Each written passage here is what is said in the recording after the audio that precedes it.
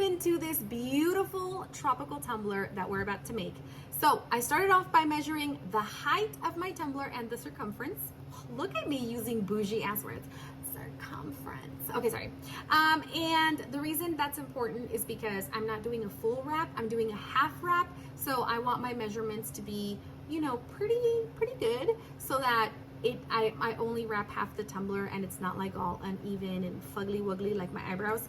So I always apply my vinyl the exact same way. I always remove about 1 inch of the backing off, and then once I secure it, I take my booger hooks. I'm telling you right now, applying matte vinyl is so much easier than applying glossy vinyl, because if your fingers are even a tiny bit sweaty, which if you're like me, you're a grease ball all the time. When you're trying to rub it on the vinyl, they get stuck. I know that's gross, but on matte, they just like, they glide, baby. Okay, so once I have, you know, secured my vinyl and there's no air bubbles, I pull it up and into the rim, and then I use my X-Acto knife to remove the excess. I do the exact same thing at the bottom, and that is that. That's all you have to do for that part. I'm taking some painter's tape and I am protecting that beautiful vinyl because I don't want to get any glitter or paint on it or anything like that. So I'm covering that up temporarily with painter's tape. And now what I'm doing is I'm taking my paints. I'm using chalk paint and acrylic paint. Honestly, these ombres work a lot better with just chalk paints. I don't know why, but they just do. The reason I'm not going into super duper detail about this is because the tutorial that I did just a few days ago was on an ombre. I'll link it at the end of this video so that if you want to learn how to do a hand painted ombre, you can go back and watch that. So after my glitter dry, after my paint colors dried, I went in with Mod Podge, and then I went in and ombre'd my glitters. Now I know the middle part of that ombre looks kind of fugly on the base paint, but I wasn't too worried about it because I knew I was going to glitter over it. If I wasn't going to add glitter, I would have perfected the ombre, but it didn't really matter too much. So what I'm doing is I am angling it at about a 60-70% degree angle, and I am letting that glitter cascade down. And I kind of go back and forth with both colors and switch back and forth just to make them perfectly mesh in the middle. Just kind of like peanut butter and jelly meshes so perfectly. That was my goal with these glitters. And I always do the bottom last just because I feel like Mod Podge dries fast. So I'm always like trying to rush through whenever I use Mod Podge. So I'm like, I'll do the bottom last. So I went back and I went ahead and I did the bottom, and I let the glue fully dry. And then look how pretty that looks. It looks so Buddhist. And these have such a beautiful color shift. Anyway, a really good tip is you can take parchment paper and kind of roll your tumbler flat after it's dry. Because if you try to do it with wet glue, it's gonna rub off and do all sorts of crazy things.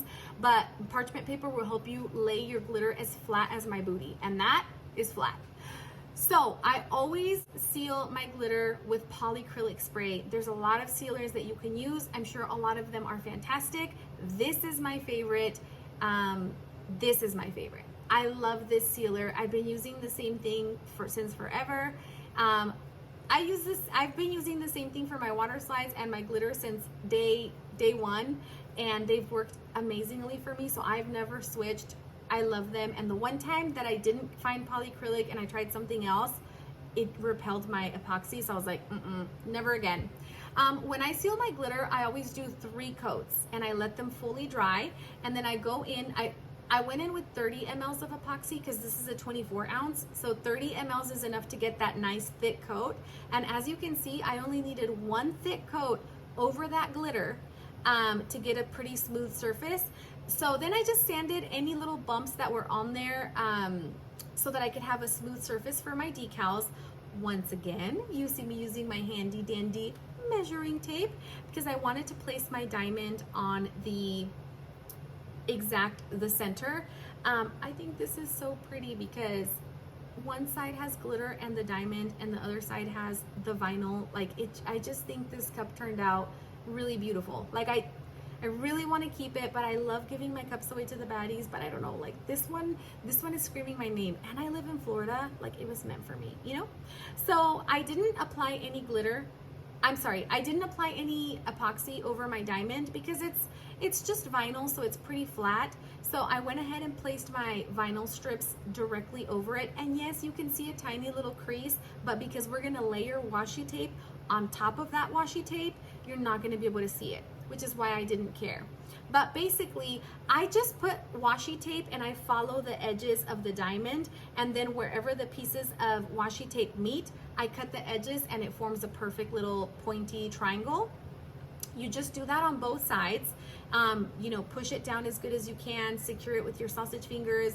Try to make sure that your tumbler is really clean and wiped down so that there's no like finger grease on there, or I don't know, maybe you picked your nose and accidentally left a booger on the cup. That's gonna repel the washi tape. So just make sure you have a very, very clean cup.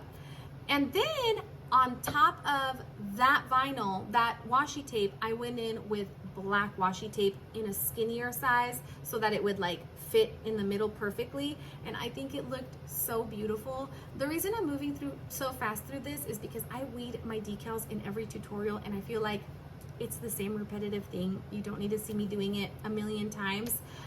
My favorite thing is to offset. I like to have that shadowing on my decals. I just feel like it makes them stand out more, especially against such a colorful, bright background. So I always apply my decals with my cup standing up. It's just how I get my decals more straight. I don't know why, but I used my booger hooks to push out any air bubbles. Guys, look at her. She's beautiful. Look, she doesn't even have epoxy right there. Look at her. She's so pretty. She's fierce. She's independent. She doesn't need no man. Look at her. I sealed it with 30 mLs of epoxy, let it spin overnight, and here she is, ready to keep me hydrated all summer. I'm obsessed with it. I think this is such a cute, beautiful, simple design, and you could do this with any holiday, any Father's Day, whatever you want. I hope you enjoyed this tutorial, and I'll see you on Wednesday for another cute cup. Besitos!